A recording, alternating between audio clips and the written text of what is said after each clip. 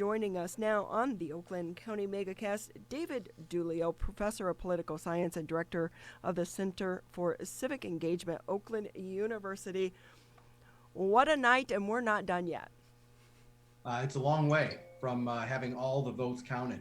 It's really quite something to see that there are so many states that are within a really small number of votes. It's almost a bit of a redux from 2016 when we think about the role of Wisconsin, Michigan, Pennsylvania at the presidential level. On a broader scope for an election, what is this going to mean long term for our country? Well, a lot of that depends on what happens in the next couple of years. When the next Congress meets in January, whether it's with a President Trump or President Biden, it appears, as Congresswoman Lawrence mentioned, that Republicans will keep control of the U.S. Senate. That will guarantee divided government, right? Where one party controls at least one branch of the three federally elected branches, and another party controls at least one as well. So you'd have, if that holds, you'd have Democrats in control of the House, Republicans in control of the Senate, and somebody in control of the of the White House. So, and divided government generally produces gridlock. Divided government generally produces not a lot of action. So it depends on how the two parties can work together in Congress. And it was heartening to hear Congresswoman Lawrence mention working together even beyond party lines, but trying to come together and do some real work for the American people. To me, there were really no big surprises coming out of this election. Locally, I will say I wasn't surprised that Democrats took as many races as they did. Although you look at some of them, how they're so close, Republican and Democrat, and some are still yet to be decided. And knowing that for the state of Michigan, we always said that we were going to be a major player in this election. Especially, let's focus on Oakland County for a minute. Is Oakland County now a Democratic county? It sure seems that way. It's a county where Joe Biden pretty much trounced Donald Trump. It's a place where Gary Peters appears to be leading John James significantly. We had a lot of Democrats do well countywide. So maybe this marks the end of the shift and away from Oakland County being a firm Republican county into a pretty firm Democratic county. Yeah, but then you have someone like Paul Young beating Alyssa Slockton, or he's 86% of the precincts reporting. He has a slight lead. So it's a neck and neck race, but that to me indicates that people didn't vote straight party tickets. Well, we have to be careful about that because the portion of that district that is in Oakland County is only in the northern tier of the county, not the southern tier, in places like Southfield, Oak Park, Ferndale, et cetera, where there are many more Democrats. The Oakland County portion of the 8th district is much more Republican than Democrat. I think the biggest winners so far out of this, if things remain peaceful, really the American people, we won because we went into this election and there have been so many ads and such a huge push to get out and vote.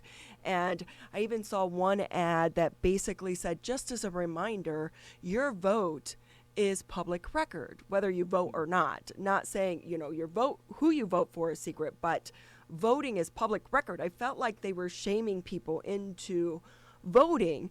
And I feel like American people, at least the people in the state of Michigan, went to the polls and we had no problems. Pretty much it was a peaceful but yet a record day of voter turnout. Absolutely. And I think, and I heard you mention that to the Congresswoman, and that is a good thing, right? I'm glad that it was overblown, all of the concern about potential violence or voter intimidation. You're right. We didn't hear any of that, right? It was a pretty standard election day. It went off pretty much without a hitch, which I think is a great thing. I do too, but when we have time to absorb all of the results and the winner or the loser of the presidency and all of that starts to settle, looking back on this election, do you think anything is going to change or come out of how this political cycle was ran?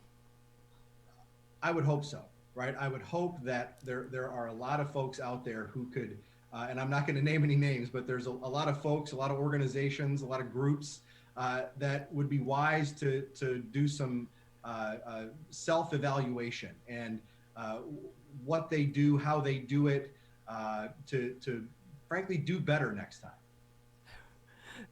Exactly. Oh, so well said. Always so well said. Before we let you go, any surprises or any insight that you want to add from your takeaway on the election?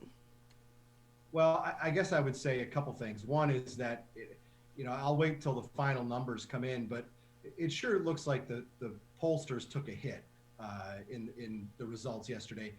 They missed in a bunch of key places. I think that, and I'm not going to knock them too hard. It's a really tough job, what they've got, what they're up against in trying to model voter turnout and predict an election result. It's tough, but polls were wrong again, it seems like. Maybe not in the outcome, but in the margins, that's for sure. So I think that that'll be really interesting to watch and see how that maybe plays out with pollsters as they move forward.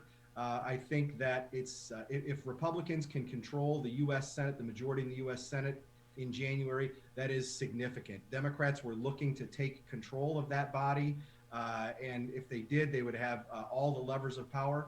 I think that Republicans in control of that is a major development if that comes to fruition. Yeah, a lot of money has been poured into these elections to try to flip the House as well as the Senate. The pollsters, I kind of think of them like weather people. They have a 50-50 chance of getting it right, and 90% of the time they're wrong.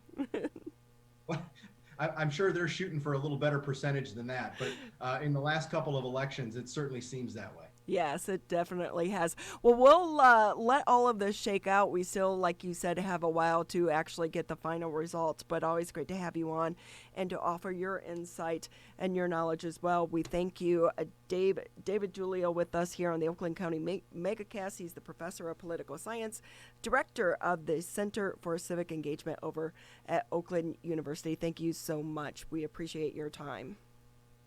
My pleasure. Thanks for having me.